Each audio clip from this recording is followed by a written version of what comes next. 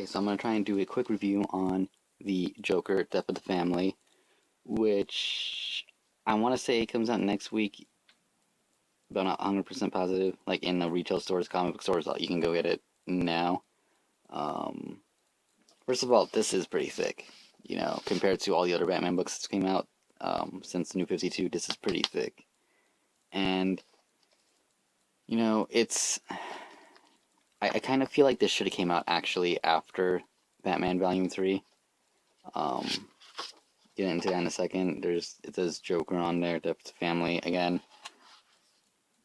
they really could have done something better with this. But in the Batman one, which hopefully I will do a review on next week, not next week, but the week after that, when it comes out, it seems like they did finally do something cool where you have a picture under the thing. But anyways, the reason I'm a little not bummed out, but I feel like they could have done something a little bit different with this was because, I mean, it comes with Detective Comics issues 16 through 17, Catwoman issues 13 through 14, Suicide Squad 14 through 15, a Batman number 13 backup story, Batgirl 14 through 16, Red Hood 15 through 16, Teen Titans 15 through 16, Nightwing 15 through 16, Batman and Robin 15 and 17, and the issue that I feel kind of shouldn't have been included is Batman 17, which is actually the conclusion to the Death of the Family story arc. And the reason I feel like it shouldn't be included is because the actual main story isn't even in here. So anyone who picks this up before they even read the other thing could actually potentially ruin or spoil the whole story for themselves, which would suck. I've already read it when it came out, so yeah, I haven't even actually finished rereading this thing because I've been sick lately. But there you go, Joker, looking all Jokerish. And in case anyone's wondering, he did cut off his face back in Detective Comics issue 1, which is why he looks like how he does now. Yeah, the first story, like there's no breaks. Like it just says part 1, 2, 3, 4, 5. I don't remember where it stops, but then eventually just says finale. So if you're getting this before then, I would just recommend do not read finale if you haven't read the actual Batman Volume 3, the whole real main story. Just because, you're going to ruin it for yourself. But the first story is the one that includes, what is it, the League of Smiles, I think that's what it was called. That's the whole first story, and there is no issue breaks. Kind of like how, there's usually a break in between when you're reading a regular, one of these, that there's like, oh, here's issue, what were the 2 issues are included? 16 and 17, so there's no cover for 17 in between this, it's just the entire story, which is kind of cool. It, I can barely tell where the one issue ends and the other one starts. There's a backup story to this one that you can tell when that one starts, because it says, I think it says epilogue, yeah, right there, epilogue.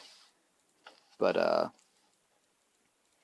yeah, the League of Smiles goes around killing people, it's more like a just like, who's the leader kind of thing, I need to stop them, or Batman needs to stop them before, they kill again. It's a decent enough story. It really doesn't even show the Joker except for, like, that one picture you just saw a second ago. It's basically people being influenced by the Joker returning to Gotham. So it doesn't make mention to it, but it's not really a big tie-in or anything. Part 2, Catwoman, is the first time you will actually see Joker, which is right here. He's kind of stalking Catwoman a little bit, kind of messing with her, and trying to get her to be more of a rival to Batman than what she is, kind of on and off romantically-ish involved, but not really, with the rescuing and kind of protecting each other-ish kind of thing that's going on there. It's good, it's decent, it's not bad. Part 3, which is, I'm trying not to show the, like, last pages, but Harley Quinn, which would be Suicide Squad. They don't even write the name. They just wrote Harley Quinn. So, yeah, hers is the Joker basically comes back for her, and she finds out that the Joker is way more crazy than she actually thought. And yeah, um, again, decent enough issue. It does tie in a lot more with the other ones. There's actually a lot of these actually all happen around the same time. So there's moments where the Joker will say he was off doing something, and you'll read a different issue, and that's actually what he was off doing. Um, Batgirl, Part 4. This is actually really good. It has to do with her mom, and there she is. Basically, let's not get into that. That was a great picture. But her mom gets kidnapped, and Joker wants. I'm just gonna leave it at this. Joker wants to marry her, and it's kind of weird, but it was definitely a good tie-in. These ones, like after Harley Quinn, these ones actually all tie in a lot more than the other issues. And let me see what else is here. This is all still Batgirl. Is this still Batgirl? No, that's not Batgirl. So that should end somewhere. Here we go. Red Hood and Red Robin. So they combined Red Hood and Red Robin together because Red Hood and Red Robin actually worked together. So Teen Titans and Red Hood and the Outlaws, they're just mixed in there as one giant 4-part story, I'm guessing. I haven't actually made it this far into the volume, but like I said, I did read these when they came out. I have these all in singles. Oh